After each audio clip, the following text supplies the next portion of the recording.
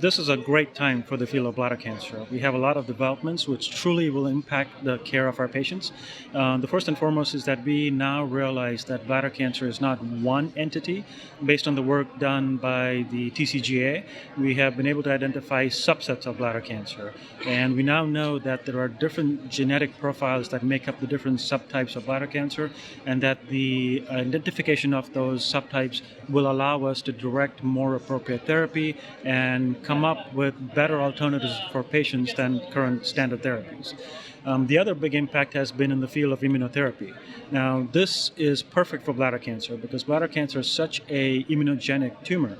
For example, BCG is the most used immunotherapy for any cancer, period, and it's been used in bladder cancer. Now that we have the more advanced therapies, such as the checkpoint inhibitors, that are being used currently in the metastatic setting, but have the potential to be used even earlier in the locally advanced and even the non-muscle invasive setting, in combination with BCG or in other combinations, that potentially could be a game changer and give our patients durable response to therapy. And technology. Technology is the other big advancement when it comes to cancers in general, but especially bladder cancer. Because, for example, one of the things in bladder cancer is the resection of tumors. That is the first step, and it's the most critical step when it comes to taking care of patients with bladder cancer. It not only gives us the histology, but the pathology. It gives us the best chance to cure patients with non-invasive disease.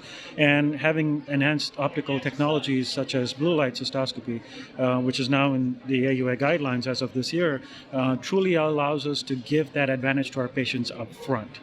So it's a great time for the bladder cancer field.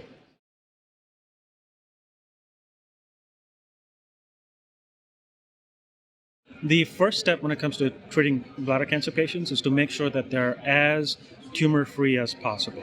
And that involves looking in the bladder, identifying every possible tumor that you can, and resecting all tumors that are visible. Now, we've traditionally done this with the naked eye, with white light cystoscopy, and in the hands of experts, yes, white light cystoscopy is very good, but just the nature of the disease is such that there are some lesions that are not visible to the naked eye. They're not visible using regular cystoscopy. When you have enhanced optical technology, and blue light certainly in all the studies has borne out to be that enhanced optical technology, we can now see tumors that may be missed by the naked eye. We can see early, small, flat lesions, carcinoma in situ, that might be not detectable because they're hiding around corners. And concurrently, we can then resect these and treat these and identify early on potential tumors that may cause recurrences and also which may cause progression. So using this tool helps us essentially debulk as much tumor as possible, which then allows the treatment such as BCG or mitomycin or any other treatment you're using to work that much better.